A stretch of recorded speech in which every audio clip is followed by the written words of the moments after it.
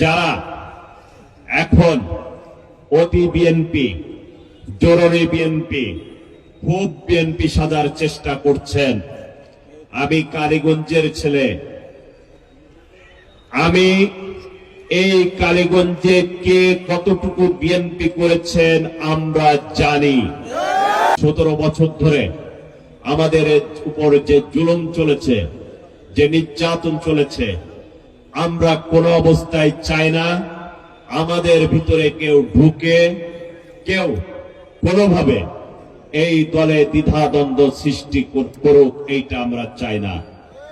আমরা আমাদের নেতা জনাব তারেক রহমান, আমাদের নেত্রী বেগম খালেদা জিয়ার নেতৃত্বে আমরা ঐক্যবদ্ধ। অতএব এই দলে বিভক্তি সৃষ্টি করার কোনো সুযোগ নাই। যারা এখন অতি বিএনপি, জরুরি বিএনপি, খুব বিএনপি সাজার চেষ্টা করছেন। আমি কালীগঞ্জের ছেলে, আমি এই কালীগঞ্জে কে কতটুকু বিএনপি করেছেন আমরা জানি। আমি যখন গাজীর বাজার এসেছি আওয়ামী সরকারের সময়, আমি যখন কুলার বাজারে এসেছি অনেকে মুখটা ঢেকে চলে গিয়েছেন, আমাদের সাথে কথা পর্যন্ত বলতে চাননি।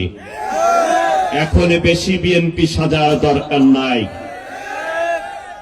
তারেক রহমানের নির্দেশনা অক্ষরে অক্ষরে পালন করছি বলে এইটা ভেবেন না আমরা দুর্বল।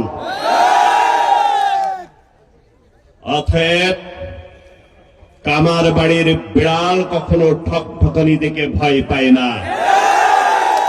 মঞ্চে উঠলে মঞ্চ গরম করার জন্য অনেক কথা বলা যায়, কিন্তু কথাগুলো বাস্তবায়ন করা অনেক কঠিন।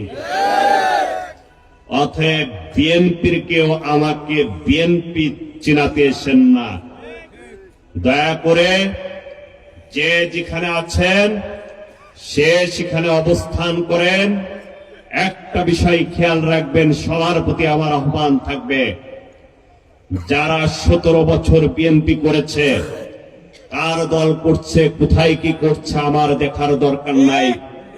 তবে তারা যেন সরোয়ার মোল্লা এবং শুকুর মোল্লার মতন শিকার না হয়, এইটা আপনাদের খেয়াল রাখতে হবে। আজকে নজরুল মোল্লার নিয়ে যারা প্রশ্ন তুলেছেন তাদেরকে বলতে চাই, যখন বিএনপি বাংলাদেশের সমস্ত বিভাগীয় শহরে সমাবেশ ডেকেছিল, তখন এই নজরুল মোল্লাকে আমি খুলনার সমাবেশে পেয়েছি। আমি পেয়েছি 28 অক্টোবর ঢাকার সমাবেশে নজরুল মোল্লার ছেলে জুয়েল ঢাকা দনিয়া বিশ্ববিদ্যালয়ের ওখানে যখন আমাদের সাথে আওয়ামী সন্ত্রাসীদের লড়াই চলছিল, সেই লড়াইয়ে নজরুল মোল্লার ছেলে জুয়েল গুলিবিদ্ধ হয়েছিল।